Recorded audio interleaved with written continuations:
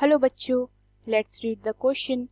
So the question says, in triangle ABC, if sin A cos B is equal to 1 upon 4 and 3 tan A is equal to tan B, then cot square A is equal to option A 2, option B 3, option C 4, option D 5.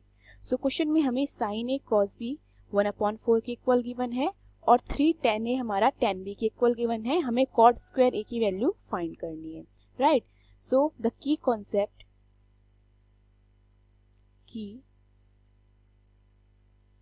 concept of this question is sin A cos B plus cos A sin B can be written as sin A plus B. सो हम sin A cos B plus cos A sin B को क्या लिख सकते हैं? sin A plus B.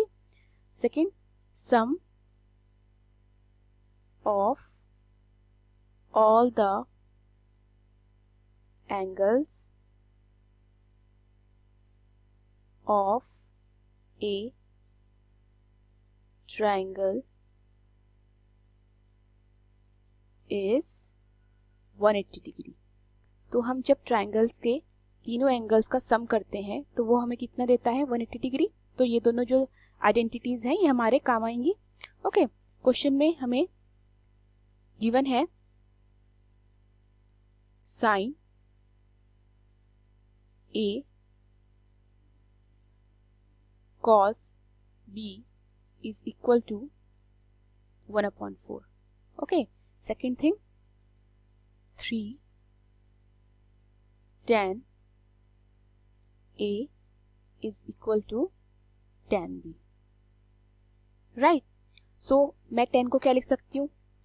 sin upon cos. तो मैं इस tan को लिख दूंगी, tan A को लिख दूंगी sin A upon cos A. Similarly tan B को भी लिख दूंगी sin B upon cos B. तो ये क्या बनेगा मेरा? ये बनेगा 3 sin A upon cos A is equal to sin B upon cos B. Right. अब मैं cos B को sin A से मल्टीप्लाई कर दूंगी और cos A को sin B से मल्टीप्लाई कर दूंगी. तो ये क्या बनेगा मेरा? 3 sin A cos B is equal to cos A sin B. Okay, अब देखिए sin A cos B की मेरे पास क्या वैल्यू है? यहाँ से देखिए sin A cos B की मेरे पास वैल्यू है 1/4. तो मैं यहाँ पे इसको 1/4 पुट कर दूंगी. तो ये मेरा क्या बन जाएगा? ये मेरा बनेगा 3/4 is equal to cos A sin B.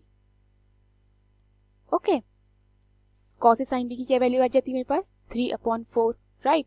अब मैंने स्टार्टिंग में बताया था आपको कि जो हमारा sin A cos B plus cos A sin B होता है वो sin A प्लस B लिख सकती हूँ मैं उसको. तो मैं यही यूज करते हुए यहाँ पे लिखूंगी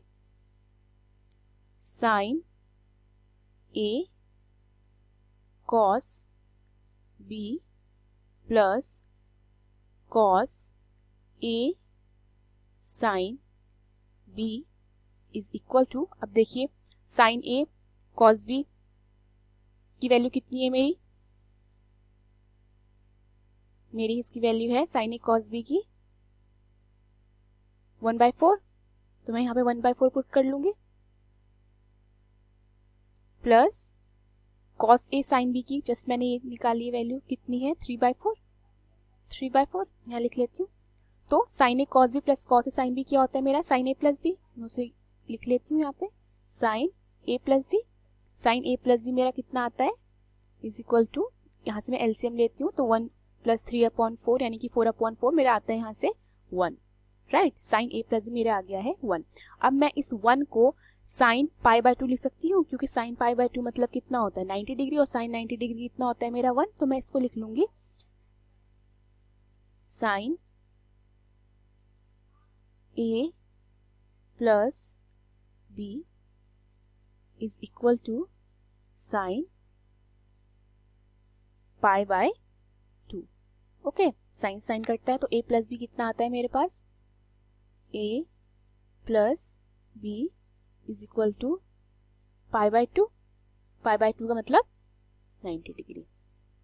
ओके, अब मैंने आपको स्टार्टिंग में बताया था की पॉइंट में कि sum of all the angles of a triangle कितना होता है हमारा, 180 होता है। तो मैं यहाँ पे अगर लिखती हूँ angle A plus angle B plus angle C, मेरा कितना हो जाएगा 180 डिग्री, राइट। सो यहाँ पे मेरे पास a प्लस बी की क्या वैल्यू है 90, तो मैं 90 पुट करती हूँ, तो 90 प्लस सी कितना हो जाएगा 180। ओके, तो c कितना आ गया, एंगल c मेरे पास आ गया है 180 माइनस 90, 90। क्लियर।